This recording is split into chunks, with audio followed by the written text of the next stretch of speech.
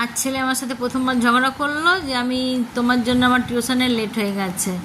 Good morning everyone. তো সকাল সকাল আমি ব্রেকফাস্ট করতে বসে গেছি, সবাইকে খাইয়ে পাঠিয়ে দিয়েছিলাম। তো আমি ব্রেকফাস্ট করতে বসেছি, এরই মধ্যে বাবা আমাকে চিকেন এনে দিয়েছিলো, দেশি মুরগি। তুমি এটা একটু লাল লাল করে পাতলা করে ঝোল করবে, আর আমি ছেলেকে নিয়ে যাচ্ছি চুল কাটতে। ছেলেকে নিয়ে গেছে, ও টিউশন মিস হয়ে গেছে, টাইম একটু পার হয়ে গেছে, বা সেই নিয়ে রাগারাগি মুখ খোলাখুলি, তুমি আমাকে তাড়াতাড়ি স্নান করাও, আমি এখনই যাবো।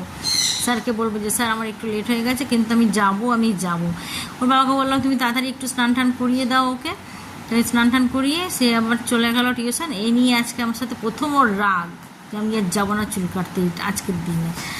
ঠিক আছে বাবা, যা হয়েছে হয়েছে। তারপর এদিকে আমার চিকেনও রান্না হয়ে গেছে।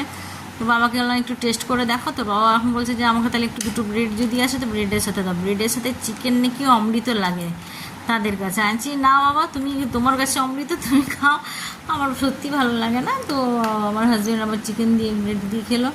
তারপরে বলে না নেই কাজ তো খইবাজ। তো আমি শশা নিয়ে বসে গেলাম প্লেটে সাজাতে, তো সালাদ দিয়ে খাবে।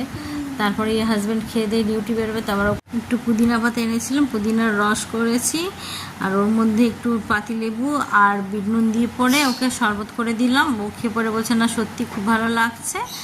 তারপর আর কি, চলুন তাহলে নেক্সট ভিডিওতে আবার দেখা হচ্ছে। এখনকার মতন টাটা, সবাই ভালো থাকবে।